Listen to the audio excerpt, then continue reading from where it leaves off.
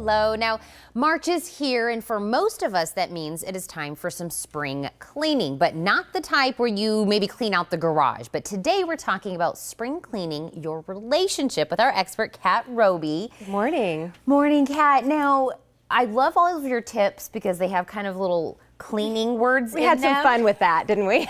You did such a good job with these because the first one you said is wipe the slate clean. Yeah, that score-keeping slate that we might be involved in of who's doing what and who's earning more or who's done something romantic most recently. Get rid of all that stuff. Forget about looking at what your partner is doing. Make sure and look at what you're doing, what you're contributing.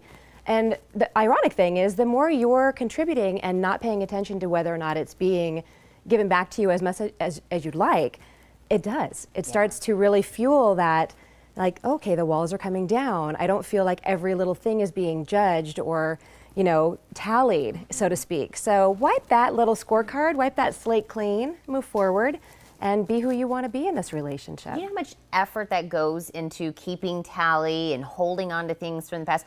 Even if it's good for your relationship, it'll really turn out to be really good for yourself, like you and your health and your mental being. Yeah. So we're wiping that slate clean. Truly do it. Don't just do the yeah, but really do it. I like the next one you said, straighten up your language. Yes, oh my goodness, looking at all the ways that we communicate with each other instead of saying, you never do this, you always do that. Yep. What if you really want something to happen and you say, I really appreciate when you take care of this thing for me. Actually, I said that the other day. I really appreciate that you take care of the cats for me. And of course he said, well, feel free to do it anytime you like.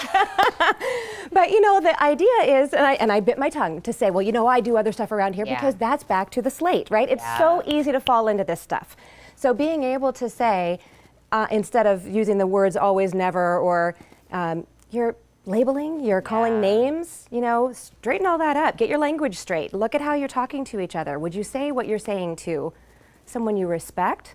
Oh my goodness, this is your partner.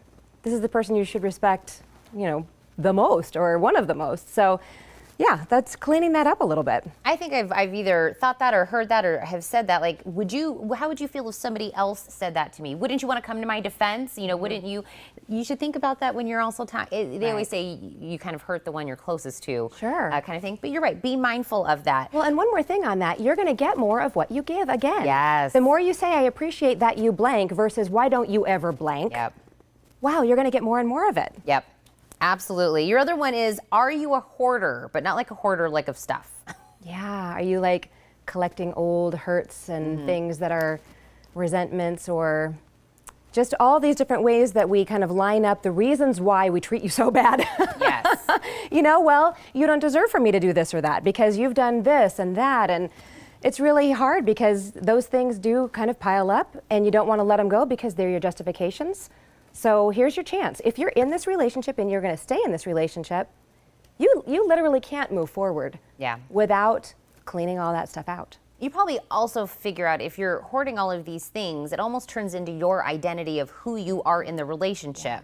So if you really got rid of that, you have to kind of say, well, then who am I in this relationship? If I'm not defending, you know, against this or always, you know, trying to get back from things that from who knows when, you kind of get your own new identity in the relationship. Well, and this also speaks to things that traveled from other relationships into this one. Yes. That's actually the main piece because maybe you've been hurt, maybe you've been cheated on, maybe you've been lied to, la la la la la. With all these other people, here you are with this new relationship, but you're carrying around all these old pieces of that are just keeping you from being able to fully invest in the relationship. So I call that one hoarding because it's really, you know, like Mrs. Havisham, you're like, get rid of all that stuff, clean it out, dust it off, and do the work that it requires to really be able to show up in the relationship. And when we talk about things like this, make today the day. Make today the day that you're really doing that spring cleaning, you're really being mindful, you're really taking that extra, you said it's hard, you're right. It's hard. We fall into old habits or old mindsets,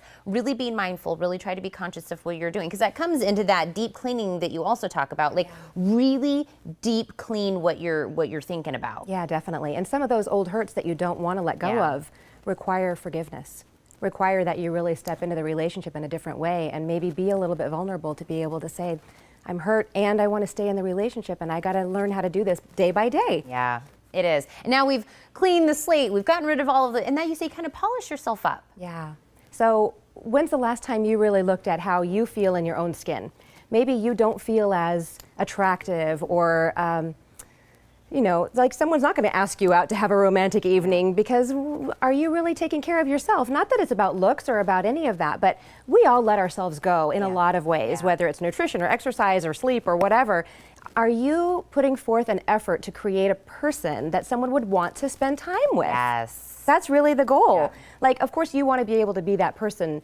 You're spending time with you. You're important. What matters here is that you're taking the time and energy to be able to really, like I said, show up. That seems to be the word for the day, because everything that we're talking about, we're right on the heels of what people are talking about, Lent and all these different things. People give up things.